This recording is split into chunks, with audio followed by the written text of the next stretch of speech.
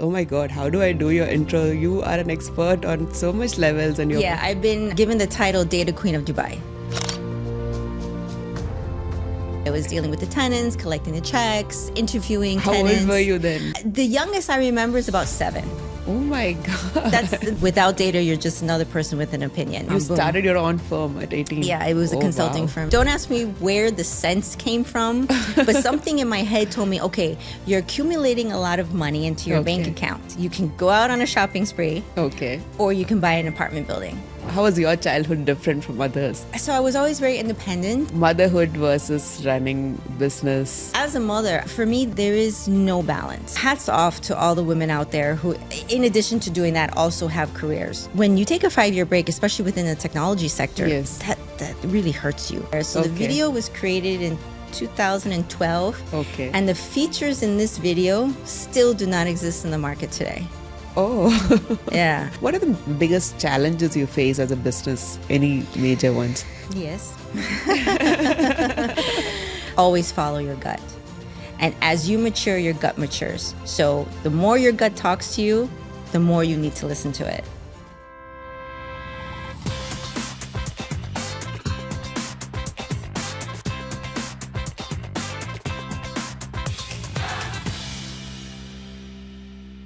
Hello everyone, welcome back to the Bilna Sandeep Show. I am Bilna Sandeep. I'm a chartered surveyor and a marketing expert for the construction sector. I run a marketing agency specializing in marketing for construction companies, architecture, interiors, properties, developers, and the supply chain for construction.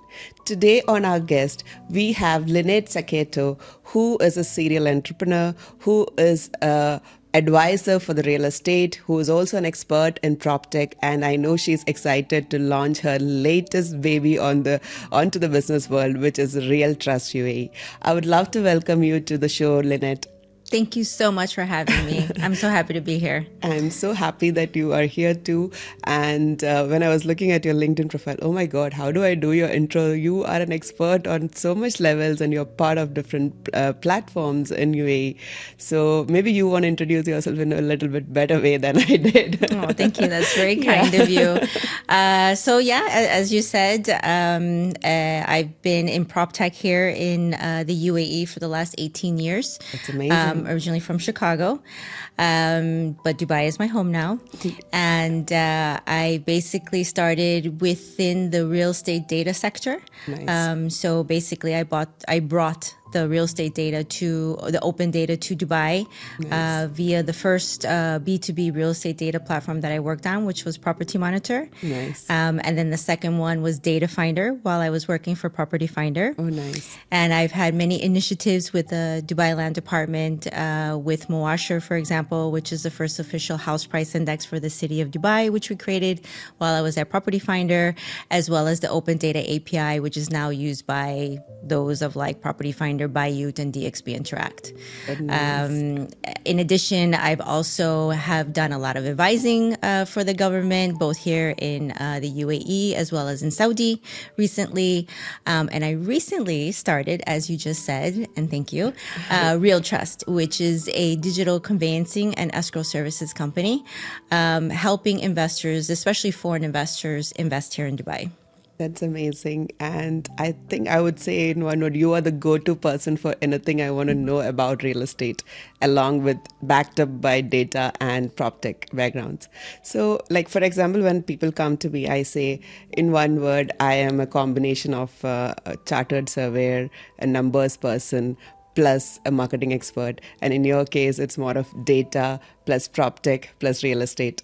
Yeah, right? I've been given the title Data Queen of Dubai. Yes. So that is what everyone tends to call me. That's when I found you first online, when I said, wow, this sounds interesting. This is not something a lot of people hear you say, right?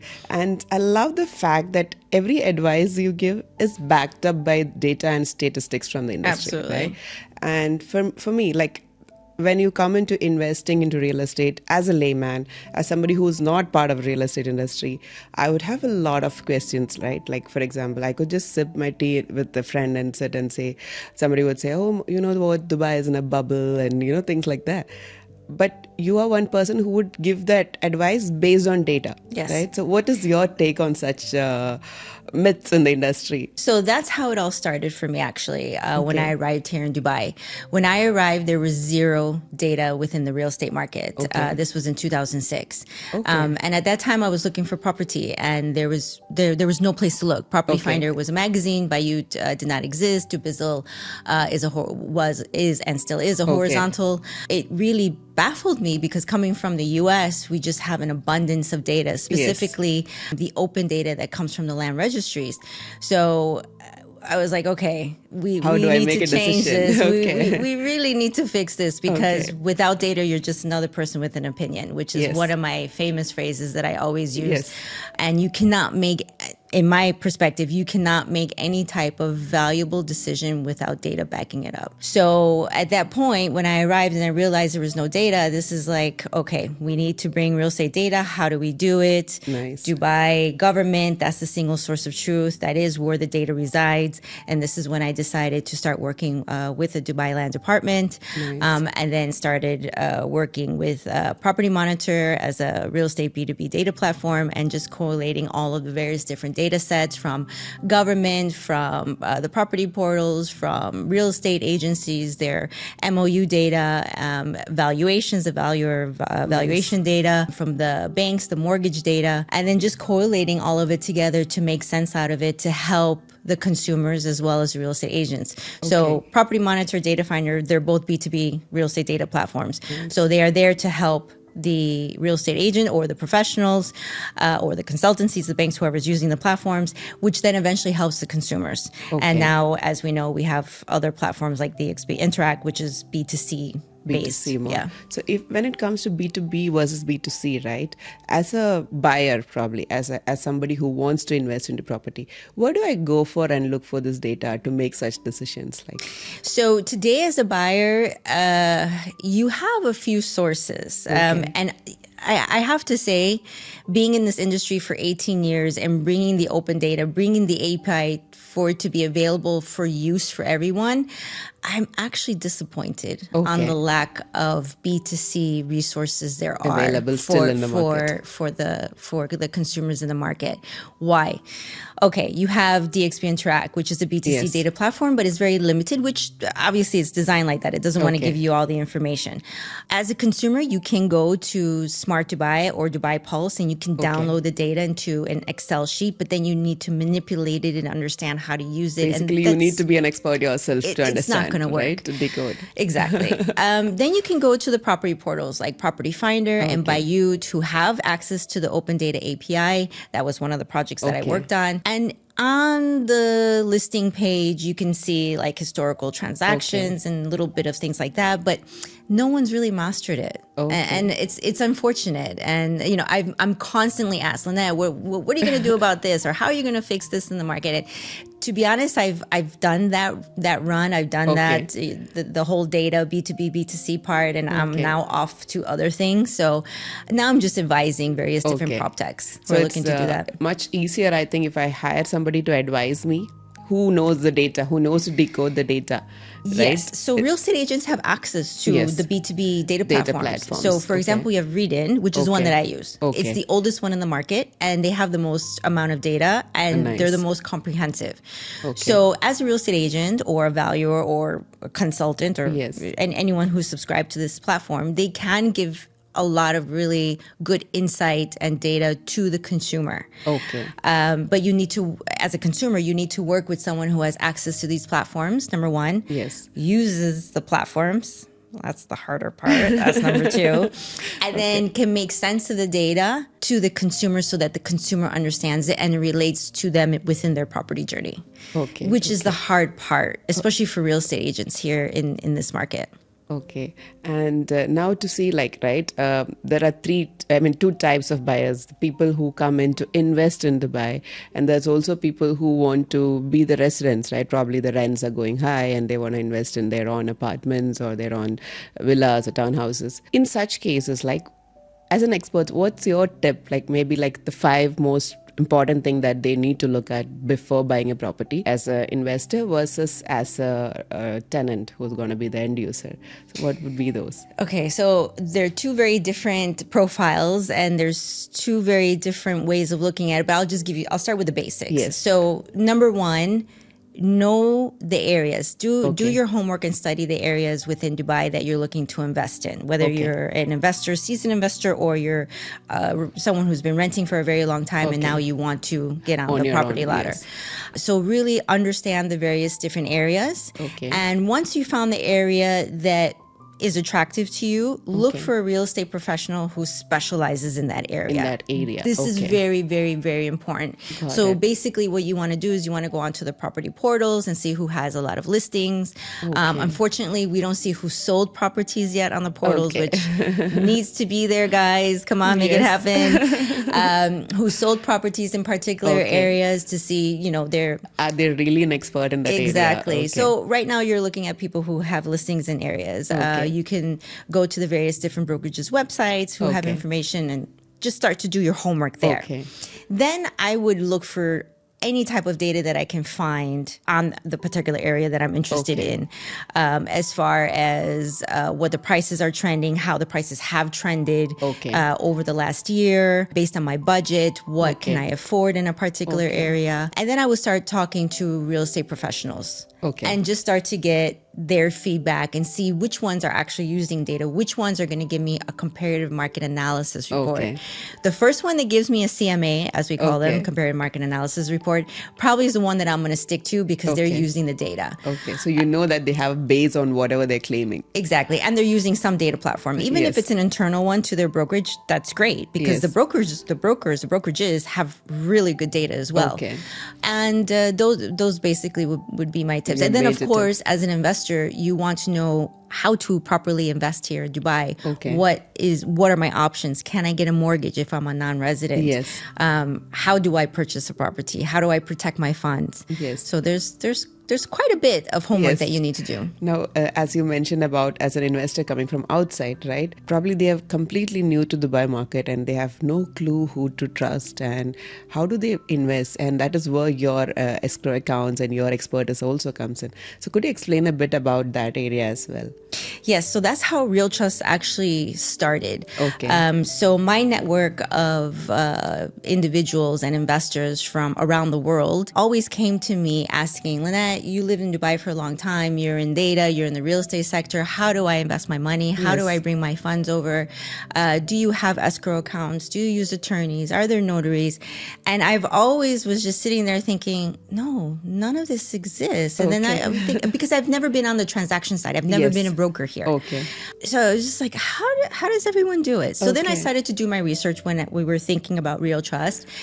And as we were doing our research and interviews, I started to realize, there are options that exist and they're extremely creative and very ambiguous in the sense that if I were an investor, let's say coming from the States, and I've never been to Dubai, I wouldn't invest. Based on what I was finding, I wouldn't feel safe or that my money was protected to transfer it the way individuals were telling me to transfer the funds in. So this is when we saw a lot of the gaps and pain points, and we decided to start RealTrust and decided to create licensed and regulated escrow options for individuals. And there's not just one that fits everyone. Every case is unique, but we've been able to provide escrow services to foreign investors without even having to facilitate managers' checks within a transaction. So funds get deposited into the escrow accounts for the buyer and the seller, and then it gets transferred accordingly. Once all the legal formalities are done. And then via the escrow instructions, which is how it should be. And unfortunately here in the UAE, escrow as a license does not exist. So it doesn't exist in DIFC, does not exist in ADGM. So how I'm did currently you manage working. It's using services that are escrow-like services in order to get the escrow services as your service, right? As done. So what I'm doing now, or what I have been working on with the regulators, is to say, hey, look, this We is a need gap. this. We need Yes, this. yes. This is not a new concept. It's been around for hundreds of years Yes.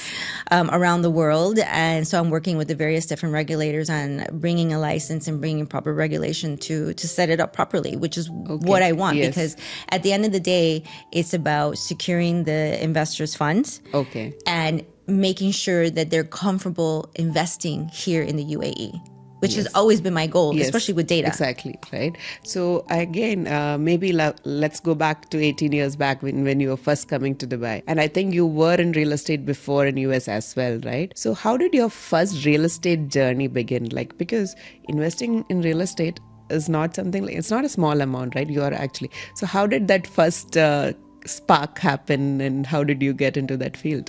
So the first spark was when I was a child, and my mother owned an apartment building in the south side of Chicago, and I Okay. basically ran the building for her. She was a single okay. mother, Okay. and English was her second language. So I was dealing with the tenants, collecting the checks, interviewing How tenants. old were you then? Like, The youngest I remember is about 7. oh my God. That's the youngest age that I remember. Okay. And we had about 7 or 8 units in this building. Oh, nice. And I loved it. Okay. I absolutely loved it. So that was where the spark came from. Okay. Then You knew the potential of the industry and how it grows, everything, right? that's where I fell in love with real estate. Oh, nice, Yeah. nice. Then also technology was Okay. my other love, my Okay. other passion in career at more or less around the same age. Okay. So I was very young when I got into technology, and I started my first technology consulting firm at 18. Okay. And this is before the dot-com You boom. started your own firm at 18. Yeah, it was a Oh, consulting wow. firm in Chicago, and I was in uni at the time. Okay. And this was before the dot-com boom, so I was making really good money, and I was Oh, 18 nice. years old. And don't ask me where the sense came from, but something in my head told me, okay, you're accumulating a lot of money into your bank Okay. account. Okay. You could do one of two things. You can go out on a shopping spree, Okay. or you can buy an apartment building. Okay. And I you bought an chose apartment the building at apartment 18. building. Yeah, Wow. I'll never forget it. It was $48,000. Oh. And it was a 3-story apartment building in the south side of Chicago. Okay. And that's where I put my funds. And then I just became a serial real estate investor You're after an that. investor after that. So, I mean, like, look at that 18-year-old you starting your own company, making it profitable, and then using that income to put it into real estate. That is so inspiring because not everybody can really take that kind of decisions at an age of 18. So, what do you think? How it actually reached you into that point? Because how was your childhood different from others? So I was always very independent. Okay. I had a very strong influence in my father because he was very strong in education. Okay. So that education part always stuck into me, but he passed away when I was very young. Okay. So I knew I had to go to school, and I knew I had to graduate for some reason. Okay. And I knew I had to study. Okay. However, as I said, my mom was a single mother. She was working 3 different jobs, and I was very independent. So at the age of 7, I was taking the city Rents, bus home everything. Okay. from school. Okay. Walking home, I had my own key. I was making my own lunch after school. So I was very independent. Okay. And I think that it kind of all stemmed from there. And my Okay. mom was not around very much because she was always working. Okay. I was taking care of myself. I was the only child. Okay. And just all came from there, I guess. Wow. I mean, this is giving me goosebumps hearing your story because not everybody can take such decisions at a very young age. And how did you decide to come from US to UAE? How was that journey like? So when I came here for holiday, it was 2005, I want to say. Okay. The Burj Al Arab was just completed. Okay. So 2005, 2006. Okay, yes. And I stayed there on holiday. Oh, okay. And I saw the Palm as it was being constructed, and I remember going to the sales offices of the Palm, and they were selling nice. the World, and I was just like, where am I? This is insane. Okay. And You I saw just the felt- vision of the I country saw at it. that time. So the real estate part of me Okay. kicked in to say, Okay. wow, okay, this is opportunity. Oh, nice. And at that time in the US, I had started a real estate brokerage. Okay. So I was broker owner of a brokerage in Las Vegas, Nevada. Oh, okay. And I was in the top 2% of sales. Wow. So when I came here and I saw the opportunity, I'm like, okay, this blows anything that we're doing in Vegas or in the US out of the water. let's see the opportunities that are here. So that's why I decided to come. Nice. And what was your first step after coming here? Did you invest in a property here or? No. So here it was very different. So first, I had to get acclimated to Dubai. Okay. So actually, my first job here, I was working for a real estate Canadian franchise, running the brokerage. So I had about 30 brokers working under me. Okay. And this was before RERA was formed. Okay. So there was no much regulation here. Zero. Okay. So it was very much the Wild Wild West. And I came from a very structured market in the US with MLS and Zillow and Julian. And then I came here and I was like, okay. So it was a lot to learn. So then after that, I didn't buy property right away because at that point you needed a very large down payment. Okay. We were just going through the financial crisis here. Yes, 2008, the recession. Exactly. At that time. Yes. So, and at that point it was kind of like, okay, gonna rent, gonna see what's gonna happen, and then just save the money for the down payment. Okay. That was kind of the thought process at that point. And then at the same time, I started a family. Okay. So I had 2 daughters at that point who are now 11 and 14 years old. Nice, So a lot was going around at that time. So I wasn't really so focused on the things that I was normally focused on, especially the family part, because that kind of like takes you. You were taking a little bit of backseat. I took a 5-year break. Okay, nice. Yeah. Nice. Good. Now, coming to, since you mentioned about your daughters as well, motherhood versus running business and that too multiple businesses you're part of. How is that journey like? I always used to hear, not so much anymore, but I always used to hear women talk about the balance. Yes. And as a mother, for me, there is no balance. One day might be totally focused on your children and your family, and the next day could be totally focused on your work and your projects. Okay. So you just need to take it day by day, sometimes even hour by hour when you have children. As it comes. Exactly. Right. Now, my daughters are older, so they're 11 and 14.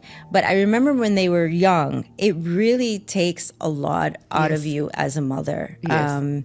And trying to manage the children, trying to manage the household, trying to manage the family. You know, hats off to all the women out there who, in addition to doing that, also have careers. Yes. So I was fortunate I was able to take a 5-year break. Yes. And then when you take a 5-year break, especially within the technology sector, that really hurts you because, you know, you miss lot of a things day. Change, right? Things change. Every day. So to get back into the technology sector, PropTech here in Dubai, it took me a bit, you know. It was very wobbly in the very beginning, but I knew I had my focus, I knew my direction, and I just went through it. But it's extremely difficult for women with children. Yes, and like taking a break for 5 years and coming back, you see a lot of the people who were with you 5 years back, they have gone much ahead in the journey. So did you ever feel that psychologically, oh my God, am I getting back, or am I back, or am I behind in the journey, or did you have that kind of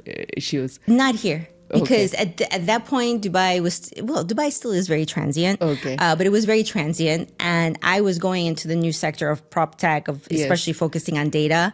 So everyone that I was meeting was new at this point. So it was like a different career you came back with. Exactly. Right? Exactly. So because before it was just real estate, more of brokerage. And then when you were back, you were into the PropTech side of it. Exactly. Okay. And I know like when you were starting out, PropTech was not something people, I mean, this word PropTech itself was not there, right, at that time. So how was that like starting from scratch? It's like building a new industry itself, right? How was that? My entire career has been like that. So when I was 18 and started the real estate technology consulting firm, this was before the dot-com boom. So I was working with Microsoft when they first started coming out with their corporate enterprise solutions. I was working with Netscape, which is now Sun Microsystem, when they were doing the same.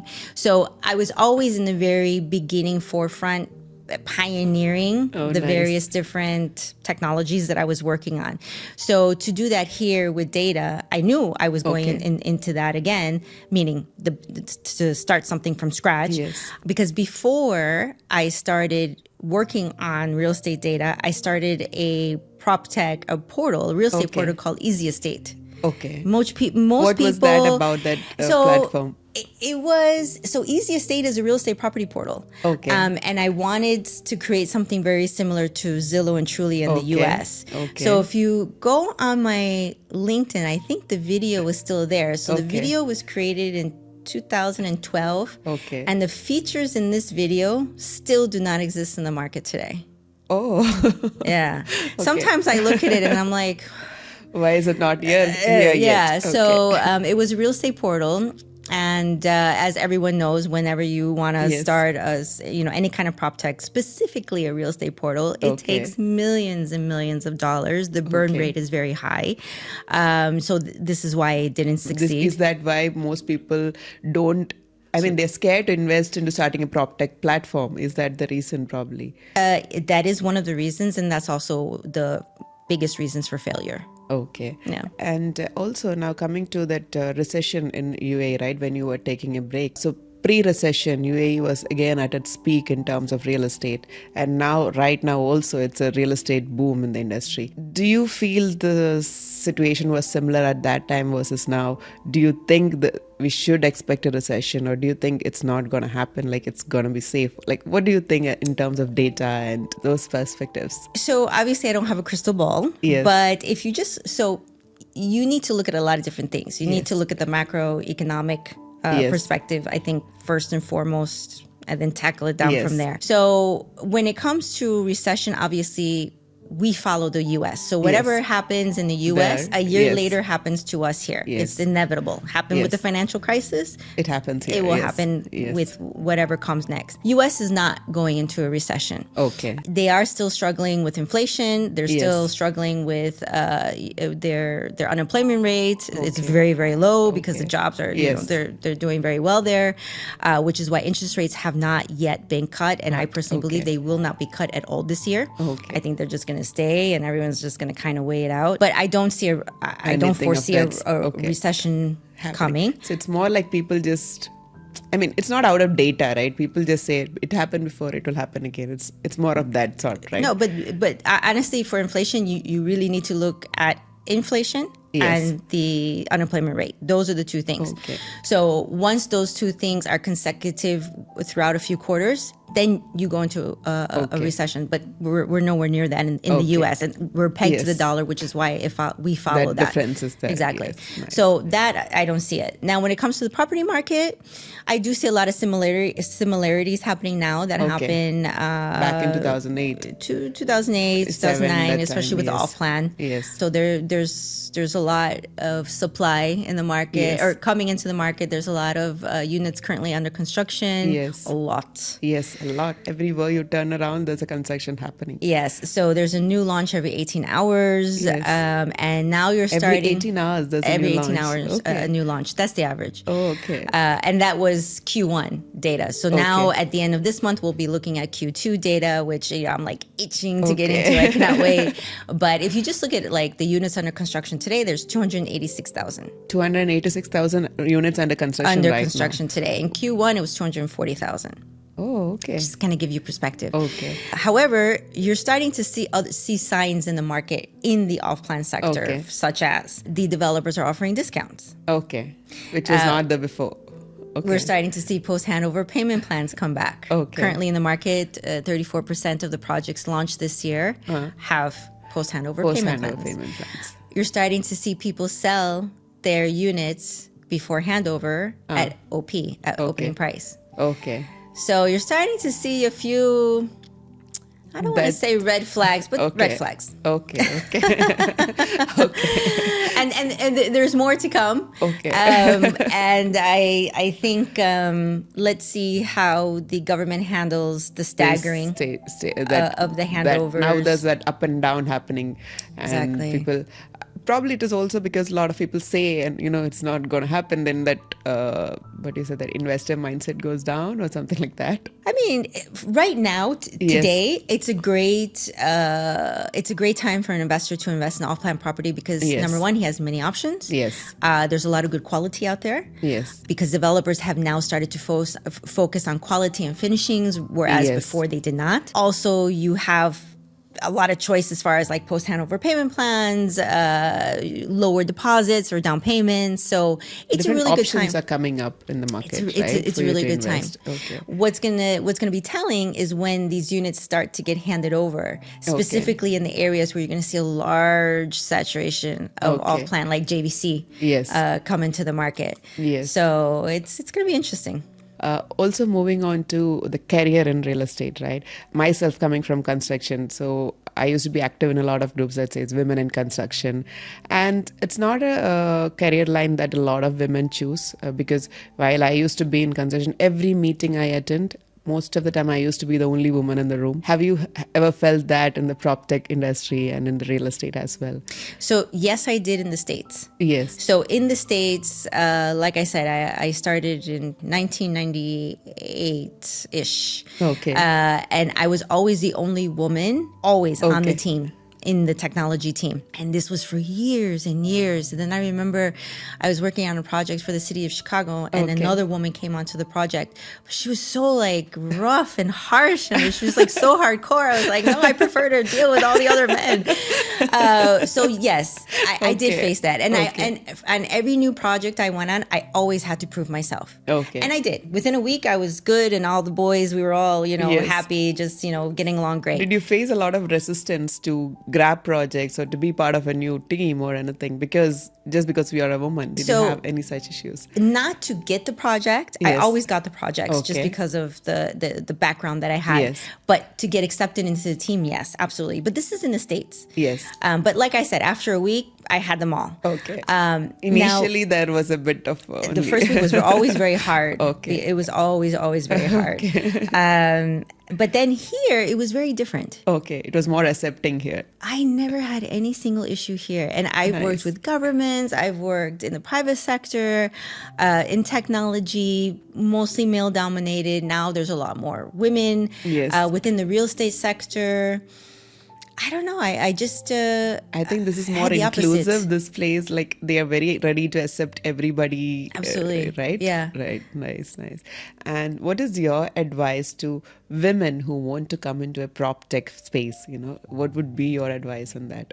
So my advice to a woman and man would be the same. So I wouldn't have a separate advice for a woman versus a man. Yes. What I would say, if you're coming into PropTech here in the region, focus on the gaps and pain points. Okay. Because there's many. Okay, yes. Find a good gap, find a good pain point, especially from the consumer perspective or even B2B, and you'll find a business there. Nice. There's so many I encounter on a daily basis, and I don't have the bandwidth to do all of them, but yeah, and this is still very much a virgin market. So and there's the government, a lot of scope here to develop new products. And there's many sandboxes. You have the DFSA, you have the FinTech Hive, there's so much here to help and support you.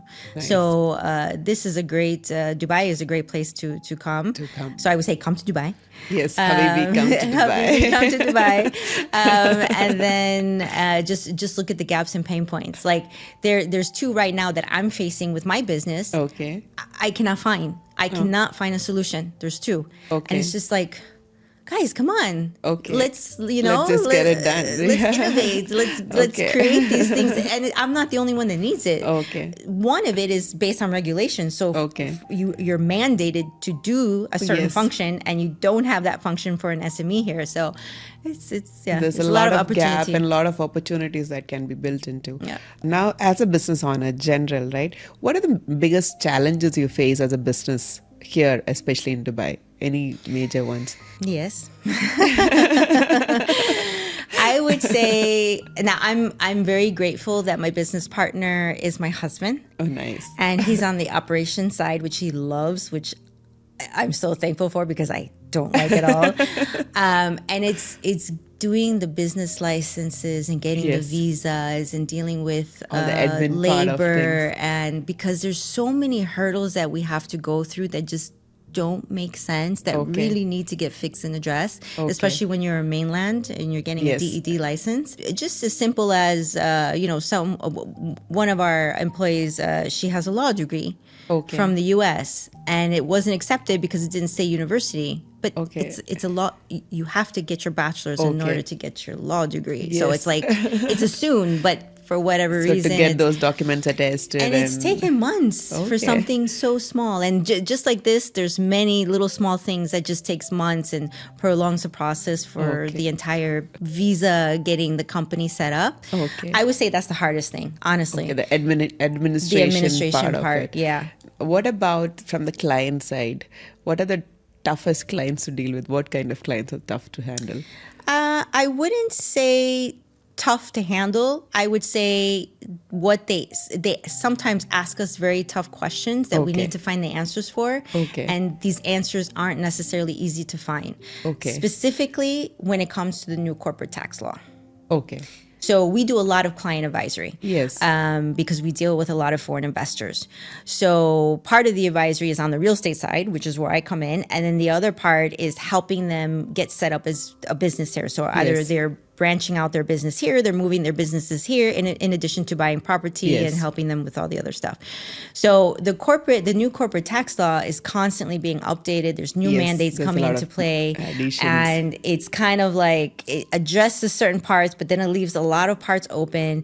So it's very important to find a really good tax advisor, which Okay. we have. Yes. And being able to advise our clients properly, because we are their only Yes. source Yes. as them coming into a new country to set up. Most of them are coming from the Europe or from the Yes. States, and they're relying 100% on you for your knowledge, for Yes. your expertise, and it is my reputation on the line. So that is probably the most stressful, I would say. Okay. To find the right information, make sure it is right before you give the advice. Yes, and as we know here, sometimes you do something like, for example, with your golden visa. Yes. And you go and apply, and they're like, "Oh, well, no, now it's this." Okay. And it There's changes something overnight. new has and changed, right? So it's a little bit challenging, but I would say that that's the most difficult part. So it's Okay. not a difficult client; it's what they're asking us to do, Okay. and us making sure that we Finding do the it right properly. information and getting it done in the right Yeah. way.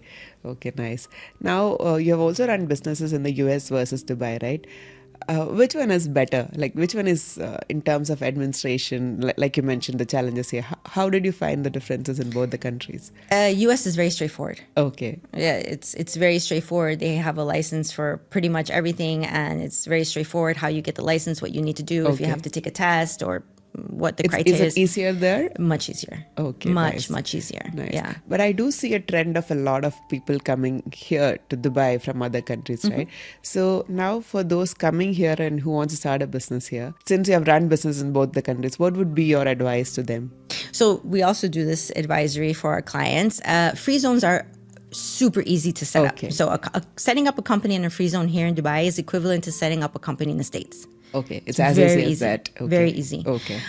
Including getting the bank accounts, because Okay. getting bank accounts is another difficult process Yes. for a company. So we do a lot of client advisory based on what they're looking to do, especially on property holding companies. Okay. So we advise, to go to the free zone unless there's a reason why they need a DAD license, like they need to add an activity that can only be done on mainland. That's part of the Okay. advisory services that we offer as well. Okay, nice. Now, also the tax, I know the corporate tax is still ambiguous, but otherwise, like, right, the tax benefits of being in Dubai versus other countries. incredible. So is that what actually motivates most of the people to come as an investors here? Yes. So there's quite a few. So it's no personal income tax at this Yes. point. We Yes. have none. We do have corporate tax. It is 9%. So it's Yes. much less than other Countries still, yes. They're still hashing out all of the mandates basically on what is involved Okay. in corporate tax. So that's still yet to be seen. Okay. But as far as like setting up a company, being able to get a golden visa, if you Yes. buy a property, or if you fall within the parameter of your talent or your Yes. career, and there's just many more benefits of coming here. Cost of living is less, Yes. for example, than the States and Europe, Yes. even some parts of Europe, and it's pretty easy to get set up and get your business running. Nice. And I also feel the convenience of this country Absolutely. is much better than a lot of countries, right? It is. And other question that I wanted to ask you was like maybe a few of the fun questions. Like, if you were not in real estate, what other profession would you have chosen? So I always, so when I when I went into university, Okay. I don't know. So in the States, unlike Europe, so Yes. in Europe, you have to kind of decide what you want to do in high school. Okay. So my daughter goes to a British curriculum. Okay. And she kind of needs to decide more or less her path. In the US, it's not like that. In the Okay. US, you go to the university of your choice, and then usually in your third year, you have to know Okay. what you want to do. For some reason, when I started university, even though I was always very business minded and computer science minded, Yes. which is what I went in with, Okay. I always wanted to be a lobbyist. Lobbyist. Lobbyist. Oh, okay. Yeah. Nice. And it's funny now because a lot of people that I know today, they call me the lobbyist here in Dubai Okay. when working with various different entities, whether it's the private sector or the public sector. Okay. But I've always loved like the political side of like lobbying, which is why I always wanted to be a lobbyist. So probably, I don't know, maybe in another life. Sometimes I think if I were to ever go back to the States, which I would not, Okay. I would go into politics. Oh, nice, nice. But maybe that mindset, does it help you in the business side of it?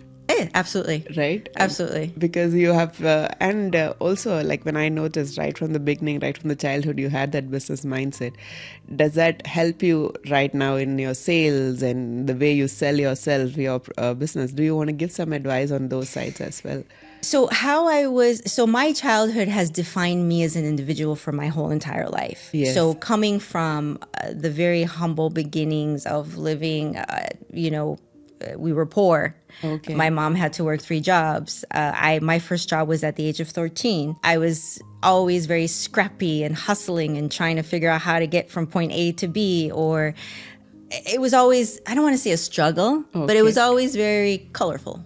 You want to put it that way. Every day was an adventure. Exactly. So, and I also grew up in the south side of Chicago, which was, not the best area to live in. So kind of maneuvering in and out of drugs, gangs, and violence. And I was thankful I went to a private school. Okay. Which was like my safe haven compared to going to a public school in the south side of Chicago. But just all of these things build my character. It molded you. And motivated me to just push.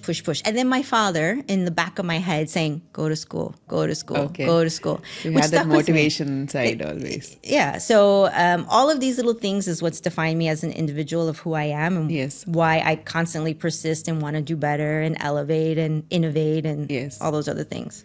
Now, we discussed about all the success stories. Have you had any failures in business or in life that you might want to share as a lesson that you learned from it?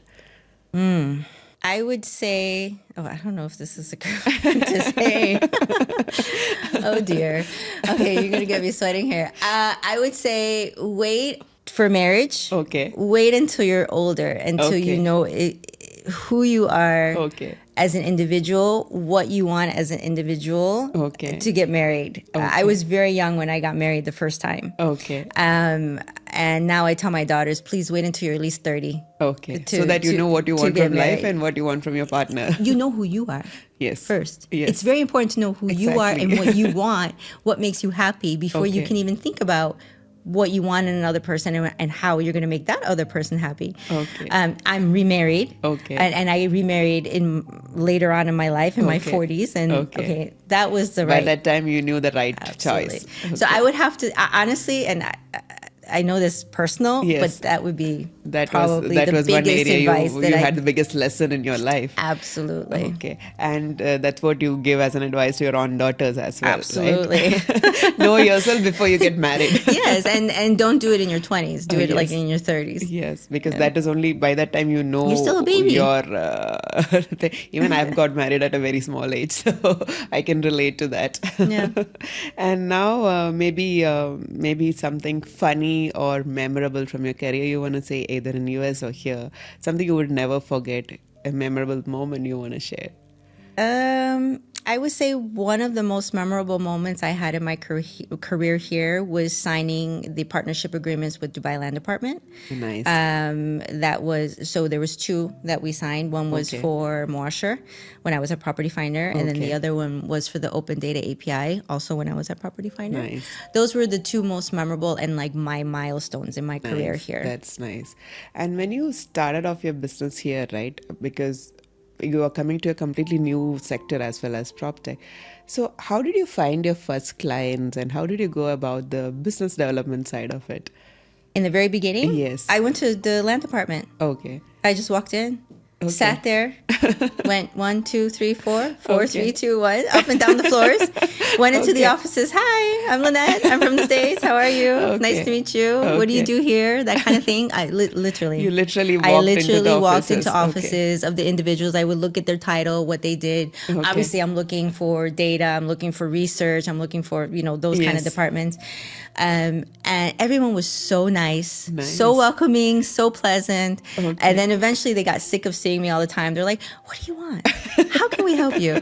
And that's literally how it started. Okay, Yeah. nice. I mean, this is one of the best advices because a lot of people, they're stuck and struggling. Like, how do we get new clients? And I think it's more about you just going out there and asking. You never know when it gets answered, right? That was 2000 and that was, let's see, I came in 2006, like 2010ish. Okay. Today, how I get clients, honestly, is organically on my social media. Okay. And my Nice. network. Okay. So I've always been big on my personal network. I have Yes. a really big network in the U.S. I have Nice. I'm a Harvard alumni, so the Harvard network is very, very, Very nice. strong, Yes, and yes. we're constantly connecting with each other. Nice. So it's between my networks and social media, Okay. and organically as Okay, well. so I two mean, major assets you have is the network that you have and the social media presence that you have. yes, and your sphere of influence. So sphere Nice. of influence is something that I learned when I was doing real estate in the States. Okay. So you have your first tier, your second tier, your third, and so forth, so on. So your first tier are your immediate people that you like, family and friends. Yes.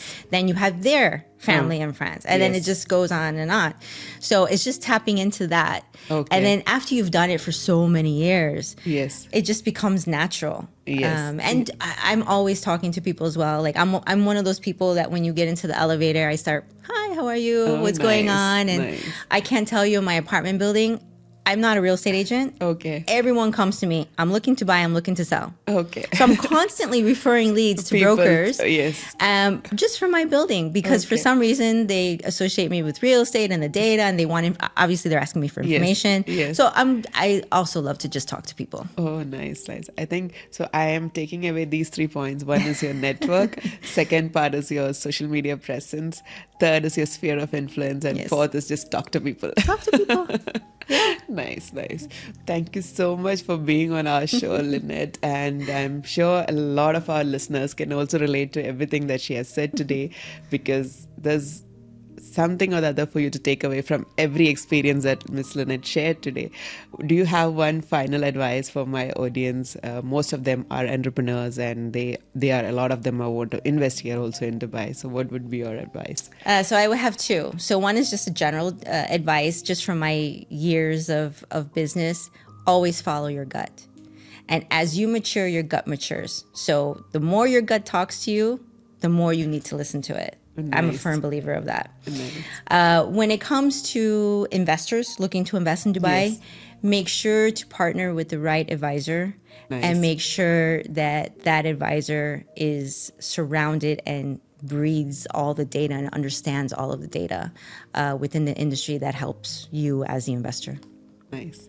Thank you so much, Lynette, to be on the show. And thanks to all our audience for watching the show. Please do subscribe to this channel and make sure if you have any friends or relatives or family or network who wants to invest in Dubai, share this episode with them because they are going to get a lot of value from this. Thank you and see you in the next episode. Thank you.